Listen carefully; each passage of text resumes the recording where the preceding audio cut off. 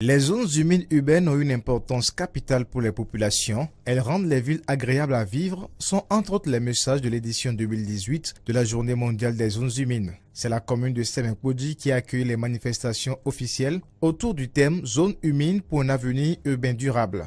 La moitié de l'humanité, environ 4 milliards de personnes, vit aujourd'hui en zone urbaine.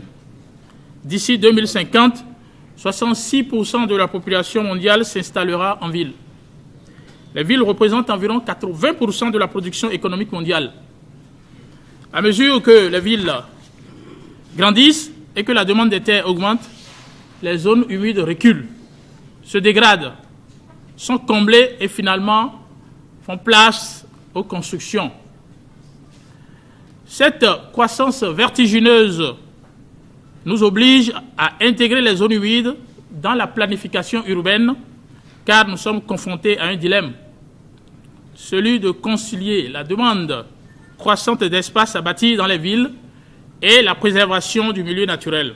L'objectif principal de cette célébration qui a réuni à la salle de conférence de la mairie de Semenkoudji, population à la base, élus locaux, acteurs de la société civile et autorités ministérielles est de sensibiliser les autorités communales des communes du Grand Nokoué, Semenkoudji, Agégué et Soava, ainsi que d'autres acteurs de la protection de l'environnement sur le rôle des zones humides urbaines pour l'avenir des villes durables. Ces actions de la société civile à l'endroit de nos autorités locales ont pour but de mobiliser nos élus locaux, parce que ce sont eux qui ont la compétence de la gestion des ressources naturelles de leur territoire et sont responsables en charge de la gestion décentralisée de nos zones humides.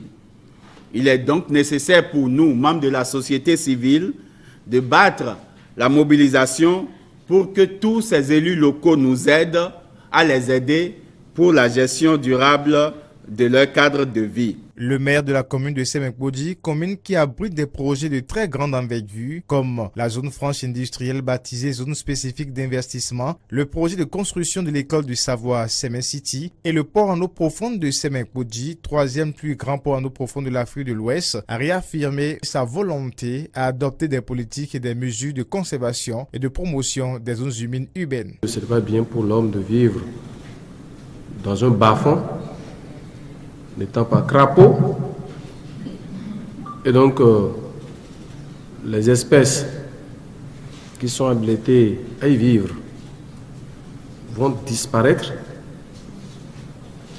puis on ne fera pas grand chose. Il y aura dans nos contrées,